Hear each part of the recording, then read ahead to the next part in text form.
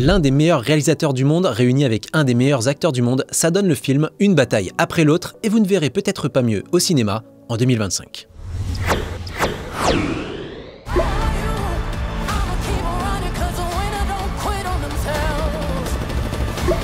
Salut à tous, c'est Alexandre et aujourd'hui je vais vous parler du film que j'attendais le plus en 2025, une bataille après l'autre, One Battle After Another en version originale, réalisé par Paul Thomas Anderson et mené par Leonardo DiCaprio, Sean Penn, Teyana Taylor, Benicio del Toro, Regina Hall ou encore la révélation Chase Infinity. J'attends pas plus longtemps pour vous dire que j'ai adoré le film, c'est mon film préféré de 2025 à ce stade ou au moins top 2 et ça pourrait bien être le vôtre aussi si vous allez le découvrir au cinéma. Alors avant d'expliquer mon avis plus en détail, je dois dire que Paul Thomas Anderson est mon réalisateur américain préféré avec David Fincher. Je suis donc peut-être légèrement biaisé puisque j'aime tous ces films avec une préférence pour There Will Be Blood et Phantom Thread. Forcément, j'attendais donc beaucoup une bataille après l'autre depuis qu'il a été annoncé en 2023. Au fur et à mesure, on a appris qu'il s'agissait d'une adaptation très libre et modernisée du roman Vinland de Thomas Pynchon. Le livre racontait peu ou prou la lutte de révolutionnaires hippies dans les années 80 de Ronald Reagan et de son côté, le film raconte la lutte de révolutionnaires dans l'Amérique de Trump et les conséquences que ça va provoquer. Et puis il y a un truc qui m'intriguait aussi, c'est qu'on a appris qu'une bataille après l'autre avait un budget d'environ 130 millions de dollars, soit un budget minimum de blockbuster type Marvel, DC ou autres licences prestigieuses comme Star Wars. C'est pour cette raison que je décrirai une bataille après l'autre comme un blockbuster dans cette vidéo, pour la question de l'argent. Alors pour être honnête, le coût d'un film n'est pas un marqueur important dans mon approche du cinéma en soi.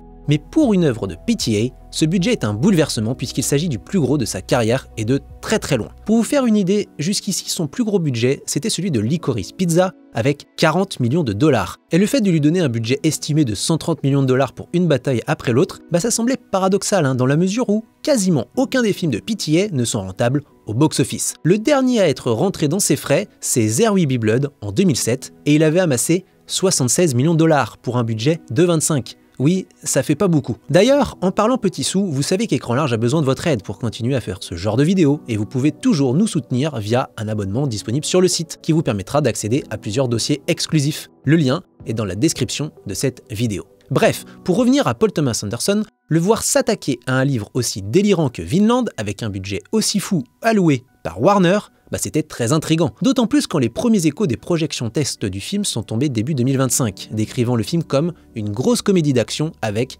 des courses-poursuites en voiture. Le tout se déroulant dans les années 2020 avec un groupe de rebelles se faisant traquer par un suprémaciste blanc. Ça annonçait du jamais vu dans la carrière de PTA avec un nouveau genre et un budget stratosphérique. Et qu'est-ce que ça donne quand on confie une telle somme à PTA?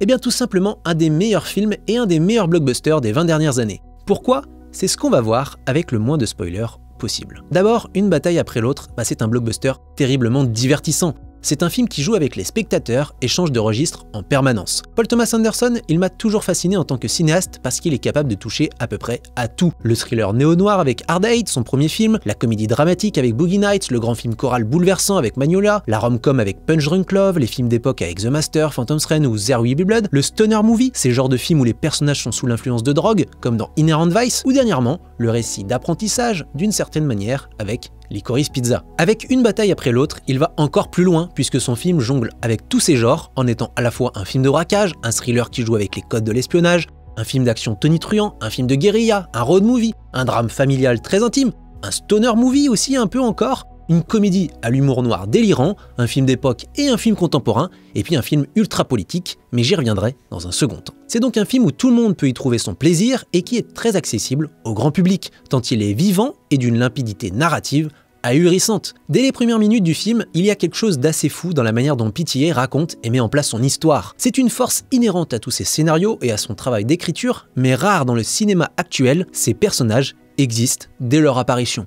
En quelques plans, en quelques regards, en quelques mots, on comprend globalement leurs intentions, leurs désirs, leur caractère, sans pour autant qu'ils soient de purs clichés ambulants. Les relations entre les personnages sont fluides et il n'y a pas besoin de mots pour comprendre ce qui les anime, ce qui les fait vibrer. Dans Licorice Pizza par exemple, pour prendre son film le plus récent, la pellicule est à peine lancée que la relation amoureuse amicale entre Alana et Gary démarre immédiatement à l'écran, sans autre forme de présentation. On ne les connaît pas et pourtant, ça ne nous empêche pas une seule seconde de comprendre rapidement qui ils sont, de les circonstancier. C'est un peu pareil avec une bataille après l'autre qui commence par une action militante d'envergure dans un camp ICE, le service d'immigration et des douanes américaines, Le contexte n'a pas besoin d'être étayé car il est établi en quelques plans, simples, efficaces, et on découvre les personnages de Teyana Taylor, Perfidia, et Leonardo DiCaprio, Bob, qui seront au cœur de ce premier acte. Le film se lance avant même d'avoir pu présenter quoi que ce soit, et qui que ce soit en fait. La grosse demi-heure suivante, menée tambour battant, verra alors à la fois la lutte révolutionnaire s'étoffer, mais surtout observera le duo grandir dans le récit,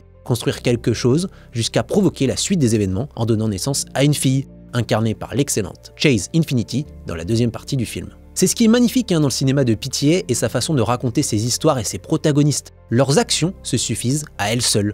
Il n'a pas besoin de les commenter, d'en établir un bilan pour surexpliquer aux spectateurs ce qu'il se passe à l'écran. Tout est tellement fluide dans la narration que le film coule sur nous et la progression des personnages, des dynamiques, des relations, elle coule avec. Rien n'est laissé au hasard dans la mise en scène de Paul Thomas Anderson. Chaque plan développe un point sans avoir besoin d'appuyer son propos.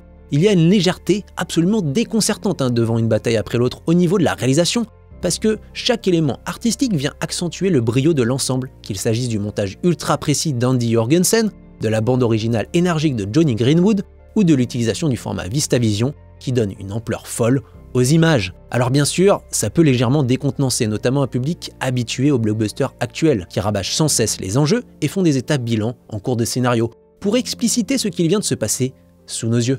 Un peu comme si on n'était pas capable de comprendre ce qu'on venait de voir. Et je pense que PTA, il en a un peu conscience de ça, parce qu'il s'oblige à clarifier un élément narratif dans le dernier tiers du film que je tairai ici. Je dis qu'il s'oblige parce qu'en vérité, sa mise en scène avait déjà largement sous-entendu cette révélation à travers une simple transition dans le montage, 2 heures plus tôt, avec l'enchaînement de 2 plans très évocateurs. Tout ça pour dire qu'une bataille après l'autre avance dans un mouvement d'une virtuosité absolue. Il y a une sorte de chorégraphie parfaite entre la forme et le fond, où la mise en scène épouse toujours la course contre la montre des personnages. Le rythme est effréné et les 2h42 passent à la vitesse de la lumière. C'est un film qui ne s'arrête jamais, mais qui ne fatigue jamais non plus, parce qu'il y a toujours quelque chose à voir, à ressentir, à comprendre. C'est pour cette raison que c'est un blockbuster ultra divertissant et un des plus réussis depuis très longtemps. Et c'est ce qui m'amène à mon deuxième point. Une bataille après l'autre est non seulement un blockbuster divertissant, mais plus concrètement, c'est ce qu'on pourrait appeler un blockbuster intelligent. En gros, c'est un film à grand spectacle et à gros budget, qui est d'un côté parfait pour le grand public, avec une narration linéaire, une histoire somme toute assez classique, avec cette relation père-fille, des rebondissements, des surprises, des scènes d'action, etc. Et de l'autre côté, c'est un film suffisamment radical pour se défaire du blockbuster ultra basique qui pullule sur les écrans de cinéma. Je vous parlais de sa forme, loin du tout venant, notamment avec ce montage très clipesque dans le premier tiers, un deuxième acte en sorte de film d'exfiltration qui s'étire en longueur avec un mélange d'absurde et de suspense délirant, et puis évidemment, grâce à sa course-poursuite finale palpitante et absolument unique. Et au-delà, c'est aussi un blockbuster d'auteur, un bloc-auteur en fait. Tiens, je vais débosser le nom. Qui conserve la patte auteuriste de PTA. Toutes les thématiques de sa filmographie, en fait, elles sont présentes dans une bataille après l'autre, qu'il s'agisse des relations familiales dysfonctionnelles, au sein d'une famille ou d'une communauté, de la religion, des rapports de pouvoir, des jeux de domination, de soumission et de paranoïa, de la question d'identité, qu'elle soit individuelle, collective ou sociétale, puisque l'Amérique se cherche en permanence dans les films de PTA. Mais ce qui fait d'une bataille après l'autre un très grand blockbuster et un grand film tout court, pour moi, c'est le courage de son fond. Le cinéma de Paul Thomas Anderson a régulièrement été politique, notamment depuis There Will Be Blood, qui racontait la naissance d'un capitalisme fou, The Master, qui racontait comment les religions gangrènent la société, Inherent Vice, qui racontait la fin du Flower Power et l'entrée dans les années 70 et son Amérique plus sombre, paranoïaque, individualiste, et puis enfin Licorice Pizza, un film très intime pour PTA dans le Los Angeles rêveur des 70s, où il a grandi, mais anti-nostalgique, avec sa description du sexisme, du racisme, des violences policières qu'il y avait à l'époque. Et donc évidemment, une bataille après l'autre ne déroge pas à la règle, mais en plus de ça, il est sensiblement le plus politique des films de PTA. Il raconte le parcours des French 75 dans les années 2000-2010, un groupe de révolutionnaires d'extrême gauche qui mènent des actions contre les positions d'un gouvernement américain de plus en plus autoritaire, répressif, voire totalitaire. Et plus impressionnant pour un film hollywoodien de ce standard, donc qui a coûté autant, c'est un film qui, de manière radicale, suggère que la violence politique peut parfois être justifiée, notamment quand il n'y a plus d'autres recours. Alors je vois venir certains dire que c'est un film de gauchiste qui pointe du doigt les méchants blancs fascistes néo-nazis de ce monde, qu'on fait l'apologie de la violence. Alors premièrement, il n'y a rien de gauchiste à dénoncer la montée du fascisme ambiant, bien plus violent et extrême que toute autre forme de rébellion. Et il n'y a rien d'heureux dans la fascisation du monde actuel. Et deuxièmement, Pitié n'oublie jamais de nuancer son propos pour qu'il ait justement une portée bien plus puissante. Bien sûr, Une bataille après l'autre est bien moins ambiguë qu'Eddington pouvait l'être, par exemple, sur la division de l'Amérique et la fragmentation de plus en plus extrême de notre société. Il choisit clairement le camp de ces révolutionnaires face au colonel suprémaciste blanc de Sean Penn. Mais il n'oublie jamais de poser une sorte de limite, de barrière à ne pas franchir, notamment concernant la domination, voire l'exécution. Car la lutte par la violence ne doit pas amener à une tyrannie par la violence, mais bien rouvrir les portes d'une liberté où chacun pourra vivre sans crainte et dans le respect des uns des autres. Et on ressent l'urgence de cette quête de liberté dans l'image, dans les corps, dans les silences. Le combat des personnages n'est pas tant idéologique qu'il n'est essentiel à leur survie, puisque le combat est tristement voué à ne jamais se terminer, face à un fascisme toujours prêt à ressurgir, frapper à la porte sans prévenir et tout détruire sur son passage, les acquis sociaux, les libertés et les droits fondamentaux. Et alors quand le film fait un saut dans le temps de 16 ans, au bout d'une grosse demi-heure, le film raconte finalement cette lutte acharnée à travers une histoire de famille, une histoire de transmission, d'héritage. Si le personnage de DiCaprio ressasse son glorieux passé de révolutionnaire en regardant la bataille d'Alger, il a cessé d'en être un à partir du moment où il est devenu père. Il a arrêté face au risque par rapport à ses responsabilités paternelles, mais aussi et surtout parce qu'au fond, c'est un homme blanc et que face à un monde qui déconstruit les progrès sociaux, qui s'acharne sur les minorités, il sera le dernier à en subir les conséquences. D'où son réveil lorsqu'il doit retrouver sa fille, issue d'une relation interraciale et qui, elle, devra se battre toute sa vie pour rester libre, à la fois en tant que femme et en tant qu'afro-américaine, en tout cas dans un monde tel que nous connaissons aujourd'hui. Quand je parlais de mouvement, je pensais donc à celui de la caméra, des personnages qui bougent, marchent, courent en permanence, mais aussi à son deuxième sens, celui du mouvement politique. D'où la symbiose ultime entre les deux significations du mot dans une bataille après l'autre, où le mouvement militant ne peut jamais s'arrêter. Et donc, in fine, le mouvement artistique, la caméra, la narration, le récit ne doit jamais s'arrêter pour embrasser pleinement la bataille de ces personnages, ou, devrais-je dire, leur bataille, les unes après les autres. D'où le titre. C'est pour toutes ces raisons que Une bataille après l'autre est un très grand film pour moi. Un blockbuster parfait, à la fois spectaculaire et intelligent, engagé et drôle, intense et intime. C'est clairement un des films les plus personnels de Pitié, et je pense notamment avec ce rapport père-fille dans le film, et globalement père-enfant. Il y a une réflexion évidente sur le rôle d'un père dans l'éducation de ses enfants, et Pitié, il en a 4. Combien ?